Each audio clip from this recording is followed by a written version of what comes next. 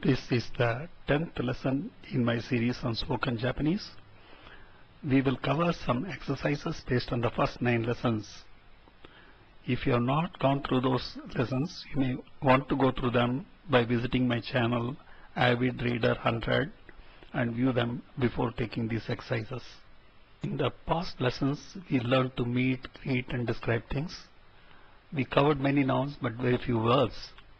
In future, we will cover more adjectives and verbs. But let us first consolidate what we learned by doing some exercises. Before doing the exercises, let us recapitulate what we learned in the first 9 lessons. I'll go through them quickly. First, you need to consider the word order. In Japanese, it is subject, object and verb, whereas in English it is subject, verb and object. The addition of ka to a very simple sentence converts it into a question. Similarly, the addition of yo converts it into exclamatory sentence to express surprise. To is equivalent to and. Ya is also equivalent to and for an incomplete list. Ka is equivalent to or. This is the most common verb. It means is, am and are. Deshta is the past tense of this. Deva rimasan is the negative of this. Kimas and ikimas are the 2 verbs we have seen other than this. Kimashta and ikimashta are the past tense forms. Kimas is for come, ikimas is for go.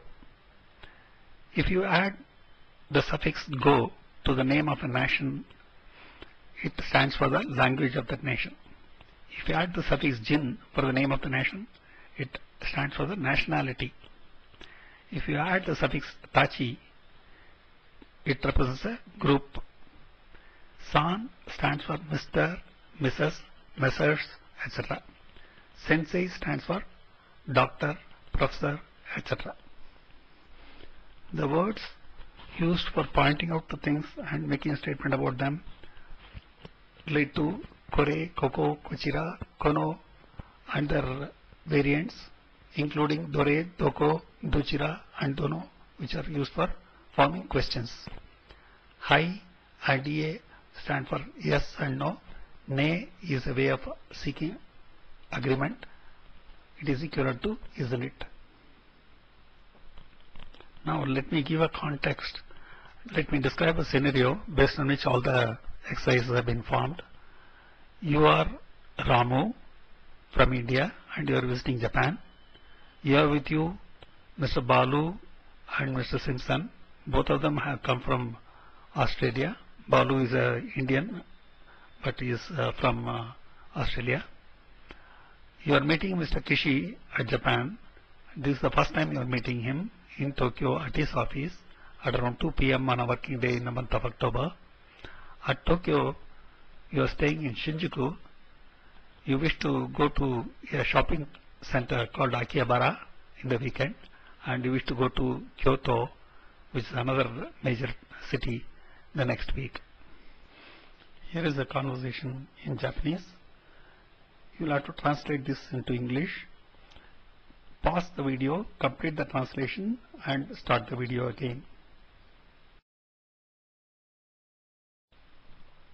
This slide is meant for checking. After I have highlighted a few key points, you can pause the video, check your translation and start the video again.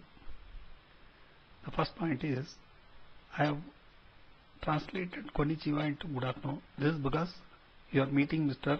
Kishi in the afternoon. This has been given in the context. Second point is that you use san or its equivalent Mr. only for others, not for oneself. Third point, Mr. Kishi said hajimemashite. That is because he was meeting Ramu and Balu for the first time. However, in English, there is no equivalent to hajimemashite. It is pleased to meet you only. So the translation has been restricted to pleased to meet you. We are not going to say a equivalent phrase which is not there. Then for the names of people such as Baru, Sumisan, etc., where the original name has been distorted because while writing it in Japanese language, some letters and equivalents are not there, or some way of spelling is not there. However, when you are translating it, it is better that we stick to the known English equivalents rather than the distorted Japanese equivalents. You can now pause the recording, complete the checking, and start the recording again. Here is a continuation of the same conversation. Just as we had done earlier, you can stop the video, do the translation, and start the video again. You can stop the video.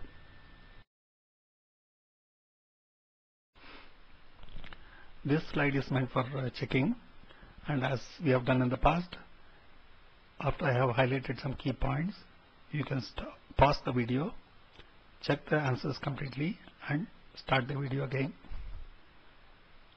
In sentence number 1, a statement was made, and by adding a particle ne, Mr. Kishi sought agreement on the statement he made. This might have been translated by some people as straight away as, "Are you Indian?" instead of, "You are Indian, isn't it?" The way it has been translated here is the more precise form, and that is what I would prefer to see as the answer. In day-to-day conversational Japanese, many of the expressions given here may not be expressed so completely, fully with watashi wa, anata wa all the time. Many of the sentences used will be truncated sentences and just phrases. However, we are learning more formal expressions, and in this phase of the learning process, let us stick to the formal language.